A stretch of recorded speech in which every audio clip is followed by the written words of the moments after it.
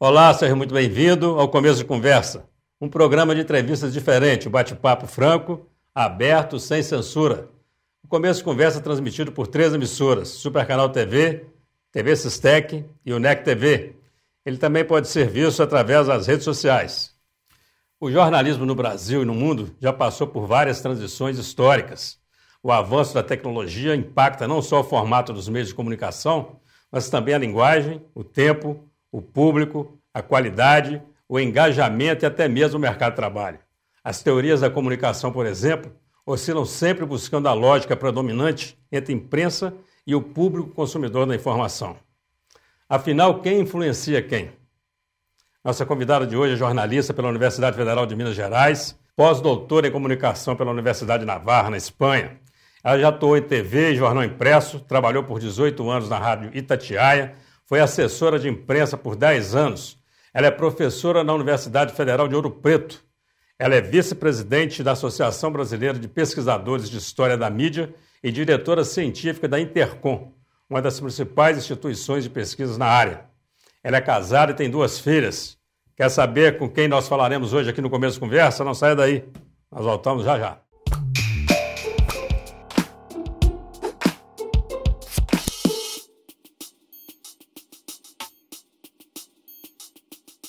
Olá, estamos iniciando o primeiro bloco de mais um Começo de Conversa aqui pela UNEC TV, pela Supercanal TV e pela TV Sistec. Vamos agora ao quadro Você na Tela do Começo de Conversa. Olá, eu sou Cláudia, do Sistema Caratinga de Comunicação, e o programa Começo de Conversa é um programa bem eclético, de estilo coloquial, com fatos e histórias bem prazerosas de se ver. E a gente falando do programa, a gente não pode deixar de falar também, né, da sutileza, da sensibilidade que o Dr. Eugênio conduz as entrevistas. Então eu desejo muito sucesso, tanto para ele quanto para a equipe, e tudo de bom. Nosso abraço, nosso agradecimento à querida Cláudia Rian Martins, ela que é diretora do Departamento Financeiro da nossa parceira TV Sistec. Você também pode aparecer aqui no Começo de Conversa. Envie os seus comentários, a sua sugestão, o seu recado, através do WhatsApp 033 98899 2831. Eu vou repetir o número, 033 98899 2831. Nossa convidada de hoje é um dos grandes nomes da comunicação social em Minas Gerais. Ela é doutora em Linguística Aplicada e pós-doutora em Comunicação. Já publicou 11 livros e recebeu vários prêmios por seus trabalhos científicos. Doutora Nair Prata Moreira Martins. Nair Prata, é uma honra te receber aqui no Começo de Conversa. O prazer é meu, gente, estar aqui em Caratinga, estar aqui na TV, estar aqui na terra dos meus pais. Muito bom. Pois é, você é nascida em Belo Horizonte, né? Sim. Mas seus pais são aqui da região? A minha mãe é de Manhuaçu, aqui pertinho, e o meu pai é daqui de Caratinga. E eles se casaram em Manhuaçu. E a minha infância toda e adolescência, as férias eram aqui em Caratinga. É por aqui. Então é uma alegria estar aqui. Bacana. E uma família de quantos irmãos? Nós somos 5 irmãos. 5 irmãos. Sim. Mais alguém na área da comunicação, do jornalismo? Não, ninguém. Não. As minhas filhas, por exemplo, a mais velha fez administração e depois pós-graduação em marketing. E a caçula está fazendo Direito e Relações Internacionais. O marketing está bem Tá, próximo. a gente tem uma aproximação. Tem uma aproximação, né? Mas o jornalismo Mesmo e não. o rádio, principalmente, ninguém quis. Pois é, e interessante porque você é graduada em jornalismo. Sim. Né? Você migrou para a docência, mas você tem uma experiência com a apresentação do programa. Queria que você falasse sobre isso. Eu falo que eu sou uma acadêmica tardia, porque hoje nós temos muitos acadêmicos que fazem a carreira docente, um curso após o outro. Fazem a graduação, mestrado, doutorado e pós-doutorado, em alguns casos. Eu formei em jornalismo e fui para o mercado, fui trabalhar. Rádio, TV, impresso, assessoria de imprensa, freela, como a gente fala, que é fazer tudo. Então, passei muitos anos assim, quase 20 anos. Aí eu resolvi fazer um curso de especialização. E no curso de especialização, eu fiz em seguida, durante 10 anos, especialização, mestrado e doutorado. E aí fiz parte do doutorado em Portugal, e quando eu voltei, e aí eu já ingressei definitivamente na academia, e aí deixei esse mercado aí de redação.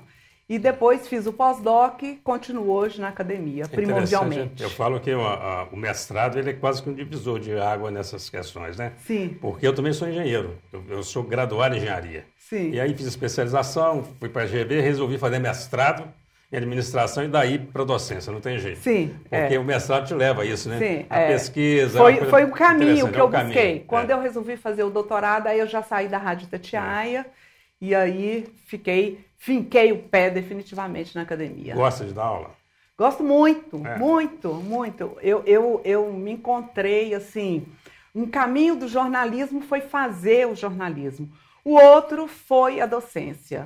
Porque você ensinar para o outro a fazer e ver os profissionais que você formou no mercado é muito prazeroso, sabe? Eu gosto muito. Eu não sei quanto tempo exatamente você está na docência, mas você chega a perceber diferença do momento que você iniciou e o momento atual de como que o aluno tem mudado? Quer dizer, até na qualidade com que ele chega à graduação? Você tem percebido isso na sua área? Olha, varia de uma instituição para outra, né? Porque eu percebo assim, perfis diferentes. Uhum. Em universidades que eu trabalhei em Belo Horizonte, eu percebia um perfil do aluno mais preocupado com o mercado de trabalho, mais querendo ser preparado, por exemplo, porque eu sempre trabalhei com disciplinas ligadas ao rádio, querendo ser preparado para locução, para produção, para reportagem, querendo ser um profissional, buscando isso.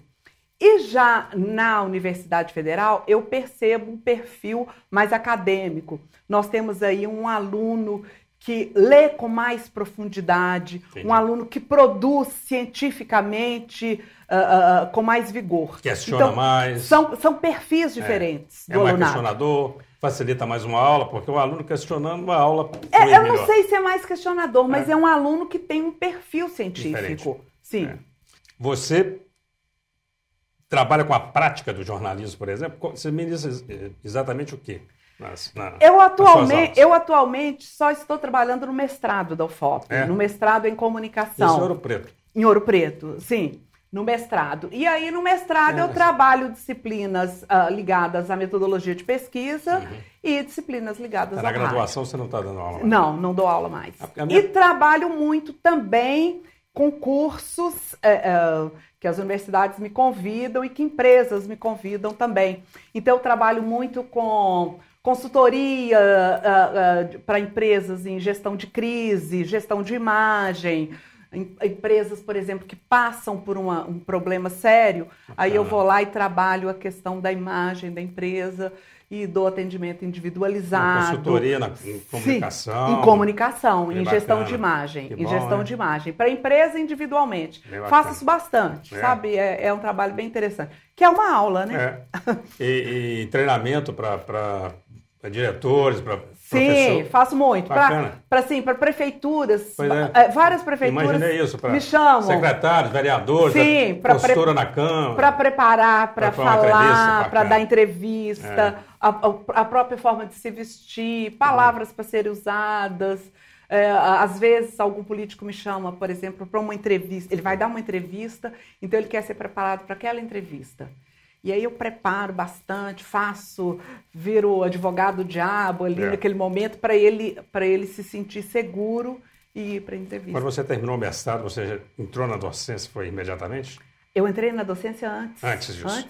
Eu trabalhei na Rádio Itatiaia, dava aula e fazia especialização. Bacana. Foi aí que eu tive que escolher. Aí eu tenho que te perguntar isso agora, porque você é pós-doutora, quer dizer, você passou pelo doutorado aquele tempo todo, foi para o pós-doutorado. A sua vontade, não vou nem falar vocação, mas vou falar a sua motivação para entrar na sala de aula, ela diminuiu não depois que vira pós-doutor? Não. Eu tenho um amigo meu que fala assim, doutor, Eugênio, não gosta de dar aula não. Ele fala assim, o cara vai dando aula enquanto está na graduação, ele dá aula, está no mestrado, chega no doutorado, ele fala, meu negócio é pesquisa e foge da sala de aula. Eu gosto muito de pesquisa, que é uma característica bastante do jornalista, né? Tanto que depois do mestrado, até hoje, eu publiquei 11 livros. Então, vou publicar mais um agora em setembro, estou finalizando. Então, assim, fora os capítulos de livros congressos, etc. Então, assim, eu produzo bastante, eu gosto muito disso.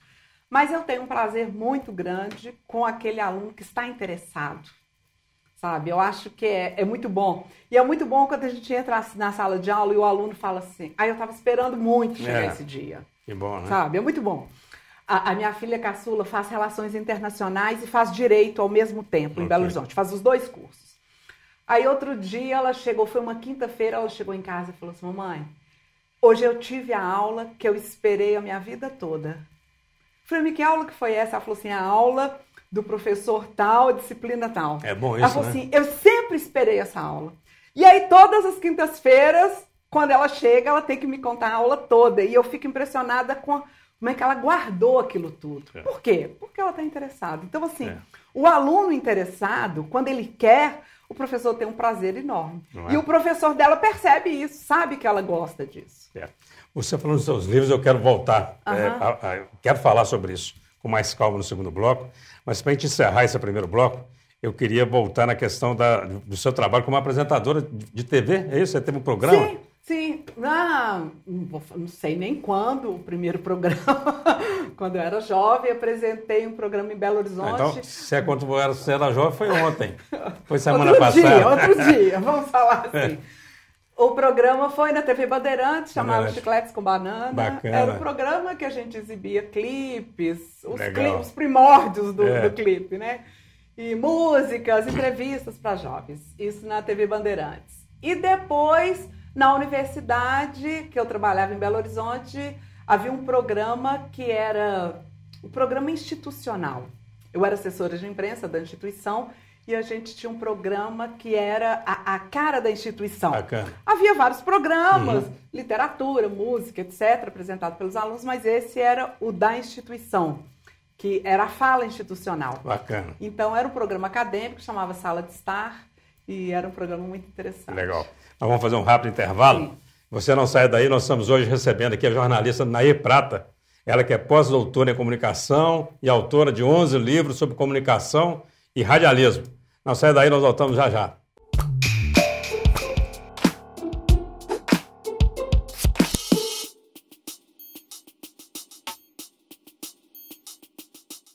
Segundo pesquisas da Kantar e Ibope Mídia, emissoras de rádio no Brasil arrecadaram em 2017 cerca de 6 bilhões de reais em publicidade, um crescimento de 24% em relação a 2016. O rádio representa 4,5% de todo investimento publicitário das empresas brasileiras. Hoje estamos recebendo a jornalista Nair Prata, que tem 18 anos de experiência nessa área. Nair Prata, eu quero falar dos seus livros, mas eu vou pegar agora aqui a deixa do rádio. Por que o rádio? Escolher o rádio. Você gosta de rádio? Gosto. Desde o começo? No bloco passado você falou aí em vocação. Isso. A palavra vocação vem do latim, que significa vocare, que significa chamamento. Acho que é um chamamento. Desde a graduação, quando eu estava estudando na UFMG, eu pensava assim, eu preciso arrumar um emprego. Se for no rádio, melhor. E aí, eu comecei a trabalhar no rádio e nunca parei. Então, toda a minha vida profissional é no rádio. Eu fiz outras coisas, mas sempre trabalhei em rádio e toda a minha vida acadêmica, da especialização ao pós-doutorado, eu fiz pesquisas em rádio. E todas as minhas publicações, de uma forma ou de outra, são para o rádio. O interessante é porque, assim, há muito tempo a gente ouve falar, né? O rádio está com os dias contados. Você já deve ter ouvido isso à vontade, né? Muito. Então, o rádio... E nada, né? Porque o rádio está aí, um meio de comunicação de massa, é muito ouvido, as pessoas ouvem rádio, né? Sim, só que essa forma de ouvir... É que está diferente. Ela está mudando, né? Claro. Nós temos aí, até o século XX, um modelo de rádio que a gente conhecia, que é aquele aparelho que a gente sintonizava uma frequência ali no dial. Então, quando perguntávamos para alguém o que era rádio, rádio é que a gente ouve ali naquele aparelho. Com a chegada da internet, com a digitalização, isso foi mudando. E aí nós começamos a encontrar novos formatos de rádio. O rádio na internet, por exemplo, a web rádio, que foi a minha pesquisa de doutorado em 2004. Já tem aí 14 anos que eu pesquisei isso. Que é o quê? Emissoras de rádio que não têm uma frequência no dial. Elas não existem no aparelho de rádio. Elas existem por meio de uma URL, que você digita um endereço no computador. E depois a gente tem as rádios por aplicativo, hoje, mais recentemente. Nós temos as rádios por assinatura, por exemplo, que você compra uma assinatura e você acessa uma rádio. Então, assim, os modelos foram se diversificando, então a gente percebe que o rádio tem uma vida aí. Ele não ficou parado. A hora que a internet chegou e falou, vou morrer. Não, porque às vezes as pessoas não percebem que aquele aplicativo que ela acessa, que aquela mensalidade que ela paga, aquilo é rádio. Só que em outros formatos. E além disso tem o velho e bom rádio, né? Que naquele aparelhinho que você liga, escuta a sua rádio preferida, mas que também está lá na internet. Sim, só que esse rádio aí no aparelho, ele hoje no Brasil, ele está vivendo uma transformação profunda, que é a migração do rádio AM para o FM. Inclusive o AM vai sumir. Hoje no Brasil, inclusive o meu livro que vai sair em setembro sobre isso, nós estamos aí com quase 700 emissoras de rádio migrando do AM para o FM. Então, isso vai provocar uma transformação muito grande. Porque, por exemplo, aqui em Caratinga, as emissoras AM que têm um alcance, que falam de uma forma com a população, elas vão passar para o FM e aí elas vão mudar essa face que elas têm hoje. Porque o alcance diminui, né? O alcance diminui. Então, elas vão mudar a programação, elas vão ter um sinal melhor. E certamente elas vão para a internet e vão para os aplicativos. Então, isso é inédito no mundo. Não há nenhum país do mundo que tenha vivido ou que esteja vivendo uma transformação tão grande, tão radical no modelo radiofônico. Esse foi uma coisa bastante interessante, porque essa questão da saída da AM e para a FM, porque além do alcance, tem um tipo de programação, porque mudou o alcance, muda isso tudo. Sim, muda e isso o bom mineirinho que está lá naquele cantinho, que só a AM que chegava lá, esse cara fica sem rádio? Vai depender da localidade, né? Nós temos, por exemplo, um exemplo na Finlândia, que eles acabaram lá com o FM. O rádio na Finlândia hoje é só digital. Interessante, né? Então, assim, esse processo que o Brasil está vivendo... A gente pensa que ele vai continuar, ele não vai parar aí. Vai ser uma evolução, que é um processo que eu chamo de radiomorfose, que é uma metamorfose que o rádio vai vivendo. A gente não pode achar que rádio é só aquele aparelho esse sujeito lá no cantinho que vai ligar o aparelho de rádio. Você não vai se lembrar porque você é uma menina ainda, mas eu cheguei a pegar o rádio, aquele que você ligava assim, acendia umas válvulas lá dentro, e que pegava rádio de Paris, do Chile, da Argentina. Tinha que esperar o horário. Né? Ele esquentava um bocadinho. Só que hoje, por meio da internet... Você pega isso tudo, Você pega qualquer rádio, de qualquer lugar, a qualquer momento. Isso potencializou de tal forma, a web rádio potencializou de tal forma... a transmissão radiofônica, porque agora a gente não depende mais da geografia.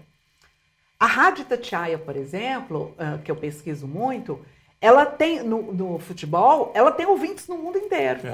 Gente que sai de Minas, vai para outros países e continua ouvindo a rádio. Continua acompanhando as transmissões. Só tem uma preocupação em relação ao rádio versus internet, é que o acesso à internet ainda não é uma coisa que está generalizada no país. Quer dizer, sim, mas tem aumentado, cada dia mais, né? Hoje nós temos no país mais aparelhos de celular do que pessoas. Sim.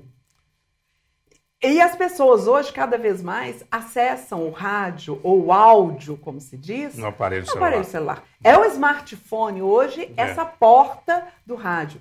Tanto que a Associação Brasileira das Emissoras de Rádio e Televisão, a ABERT, ela está fornecendo gratuitamente, está fazendo um grande projeto chamado Mobilize-se, que é um aplicativo no celular para que todas as emissoras entrem naquele aplicativo, para que a pessoa no celular ela possa acessar qualquer emissora. Você chegou a fazer programa em rádio, não? Eu trabalhei na Rádio Itatiaia mais com produção. Produzir. Fiz reportagem, mas trabalhei mais com produção. Mas você era chamada, por exemplo, o cara falava, vamos ouvir a repórter Nair Prata. Sim, eu trabalhei com futebol, inclusive. É mesmo? Sim, É? sim. No Mineirão.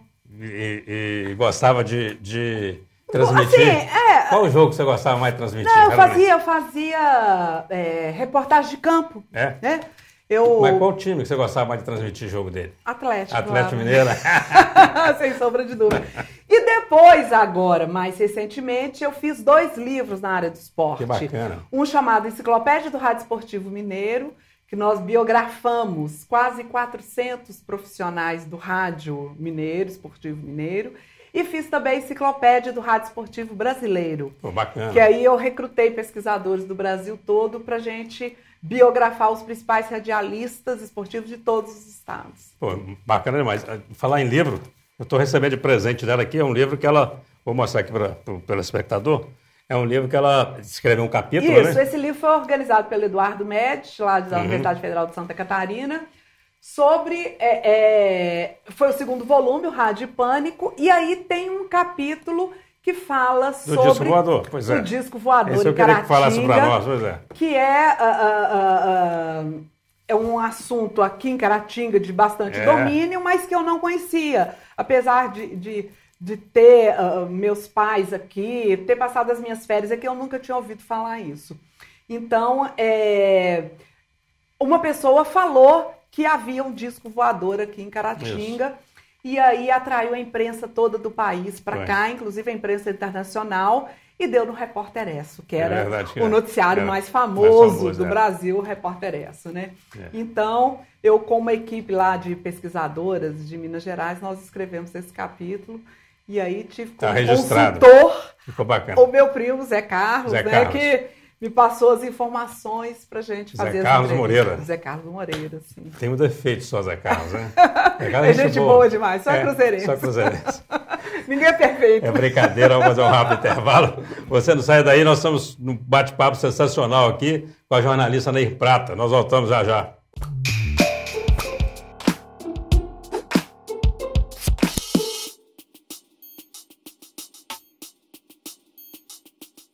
Olá, estamos de volta com o Começo de Conversa, um programa transmitido pela Supercanal TV, TV Sistec e o NEC TV. Esse é o nosso 3º e último bloco, infelizmente, uma conversa muito boa com a jornalista Nair Prata. O rádio ainda é um dos principais meios de comunicação no Brasil. O tempo médio por dia dos ouvintes em 2017 foi de 4 horas e 40 minutos, de acordo com a Kantar Ibope Mídia. Nair, 4 horas e meia, a média. Tem gente ouvindo muito rádio.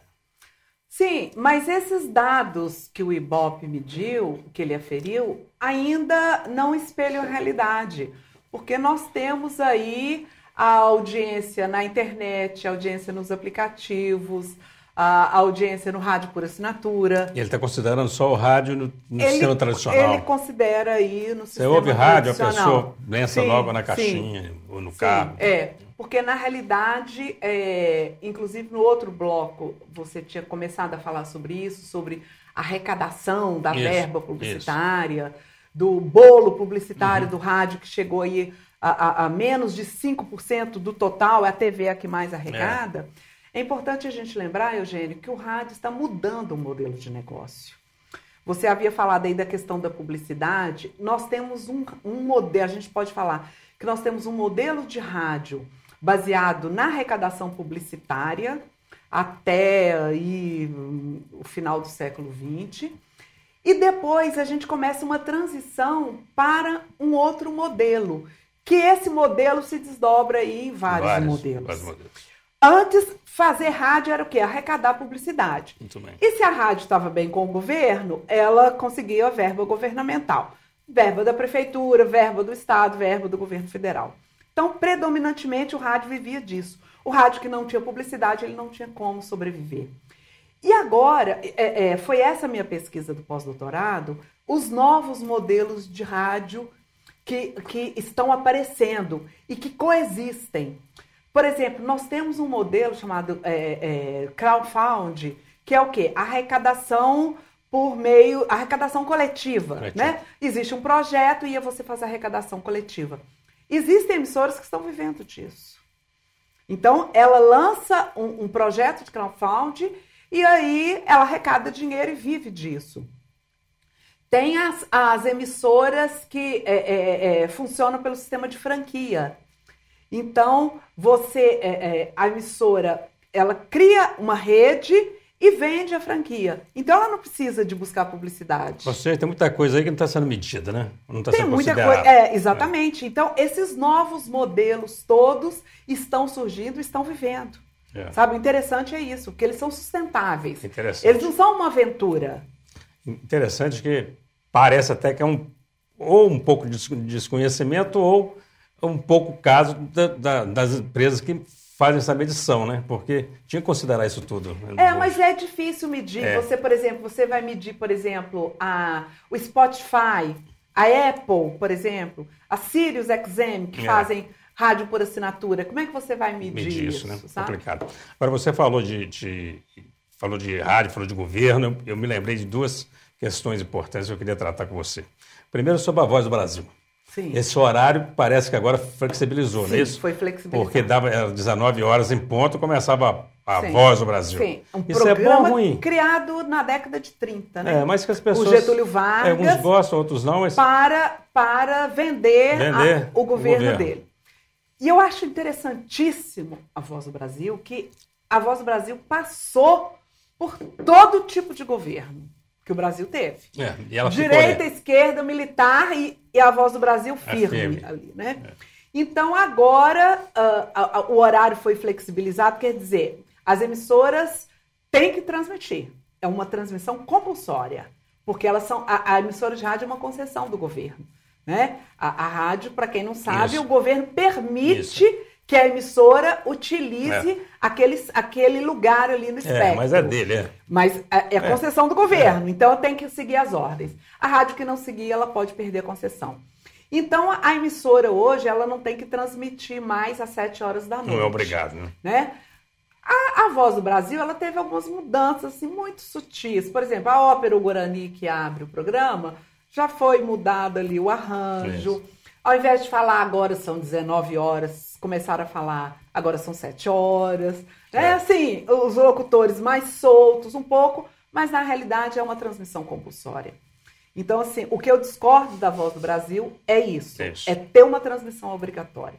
Nós vivemos numa democracia e é impensável que até agora, às 7 horas da noite, o rádio tivesse que parar. Porque às 7 horas da noite, na década de 30, as famílias estavam reunidas em casa tomando a sopinha para dormir. Era isso. Hoje não, o pessoal está chegando às em casa. 7 horas... Não, chegando em casa não, as pessoas estão indo para aula. Para aula, né? Também. As pessoas estão indo para aula, depois vão para o boteco. Assim, a vida às 7 horas da noite nas grandes metrópoles, ela está começando. Então, é impensável que o rádio pare, deixe de acompanhar aquilo tudo, a movimentação do trânsito, a movimentação dos estádios, a vida que está pulsando para transmitir um programa que é predominantemente chapa branca. Não é? Né? Um programa que está sempre atrelado ao governo. Um regime democrático. Né? Isso, hoje, o que o programa Voz do Brasil fala? De Michel Temer. Na gestão passada, ele falava de Dilma depois de Lula. E por aí afora. Fernando Henrique. É um programa ligado à administração federal. Então, eu acho que é um programa que deve existir, porque muitos lugares gostam desse programa, é o único noticiário que tem. Mas não a transmissão compulsória. O segundo ponto que eu queria tocar, e está bem dentro dessa sua ressalva aí, do fato de ser compulsório num regime democrático, é a importância do rádio no processo de democratização do país. Porque foi muito importante, não foi? Sim, o rádio, eu acho que na história do país todo. Por ele estar ali sempre ao lado das pessoas, o rádio tem essa característica, né? Que é o que a gente chama de uma relação face a face. É uma interação face a face. Os grandes comunicadores de rádio, eles falam como se estivesse falando com uma única pessoa. Então, por esse tipo de relação, o rádio tem um papel fundamental. Que o que o rádio fala é verdade, né? Não é? Eu me lembro muito, quando eu trabalhava na Rádio Itatiaia, que as pessoas ligavam para lá, ainda hoje acontece isso lá. As pessoas falavam assim, Ah, eu ouvi isso assim. No rádio. É verdade? Eu vi isso assim na internet. Eu vi isso assim na televisão. Eu tô ligando para cá para saber se é verdade. Então, assim, o rádio, ele tem essa característica... De credibilidade, de ser um companheiro, de estar ao lado das pessoas. E sem falar que num determinado momento da história do país, o que nós tínhamos era o rádio. Né? Quer dizer, o rádio era o veículo de comunicação, né? Sim. As pessoas ouviam muito o rádio mesmo. Sim. Né? E o rádio ligado a comunicadores, muito, né? Muito. Assim, A essa pessoa, relação pessoal com o comunicador. Essa relação, assim, de conhecer o comunicador, de estar perto, de estar ligado a ele. E o interessante, né? E sem conhecer a imagem, às vezes, né? Sim. É voz, né? Nós estamos falando de voz, quer dizer, é a voz que me traz a notícia, eu acredito na voz da Anaí Prata. Há vários trabalhos que falam sobre a voz, né? Tem um autor francês chamado Patrick Charrodot que ele fala que o rádio é ausência de encarnação, que o rádio é só a voz. Só que quando o Charrodot falou isso, não existia a internet, porque hoje a gente tem várias emissoras de rádio que trabalham com multiplataformas midiáticas. Por exemplo, a Rádio Jovem Pan trabalha assim, né? Que é rádio, TV, internet, tudo ao mesmo tempo e tudo ligado às redes sociais. Nosso tempo está acabando, mas eu não posso deixar de falar. Muito assunto. Não, é muito assunto, mas eu queria falar rapidamente sobre esse lançamento do livro em Portugal. Né, tem rádio em Portugal e no Brasil. É uma edição portuguesa? Esse livro foi uma parceria, porque eu coordenava o grupo de pesquisa de rádio e mídia sonora aqui no Brasil, e a Madalena Oliveira, que fez o livro comigo, coordenava o grupo de rádio lá em Portugal. E eu fiz parte do meu doutorado lá em Portugal, então eu tenho uma relação muito boa com os pesquisadores de lá. Então nós juntamos os dois grupos para a gente fazer essa pesquisa. Então, eu coordenei junto com a Madalena, que é a coordenadora lá de Portugal. Então, essa edição que nós fizemos é uma edição portuguesa. Fizemos o lançamento aqui no Brasil, fizemos o lançamento lá na Universidade de Coimbra, em Portugal. Então, é um livro que traz pesquisadores dos dois países. Se eu fizer mais uma pergunta aqui, o André Carvalho vai brigar comigo, o Sérgio Cres são cruzeirenses, então, você sabe, nós vamos ter que marcar outra entrevista, não né? Você tem um minuto para suas considerações finais. Você vai fazer uso dessa câmera aqui, por favor. Deixar o seu recado aí para os telespectadores da UNEC TV, da Supercanal TV, da TV Sistec e também para os internautas. Inicialmente, eu gostaria de agradecer imensamente o convite para estar aqui. É uma alegria chegar nessa cidade. Eu fui chegando aqui, fui me lembrando do meu pai, que já faleceu, fui lembrando da minha infância, fui lembrando da minha adolescência. Então, é uma delícia estar aqui em Caratinga, é uma cidade linda, acolhedora, tem vários familiares aqui. Então, eu estou num momento de intensa alegria de estar aqui em Caratinga e ainda falando sobre rádio. Então, muito obrigada pelo convite, um grande prazer. Aí, muito obrigado, meu querido. Eu que agradeço. Prazer muito grande recebê-lo aqui, viu? Eu que agradeço. Começo de conversa sempre à sua disposição, que é a bancada por um bom papo. Muito obrigada. E você que nos acompanhou, muito obrigado pela atenção, pela audiência e até o nosso próximo encontro, se Deus quiser.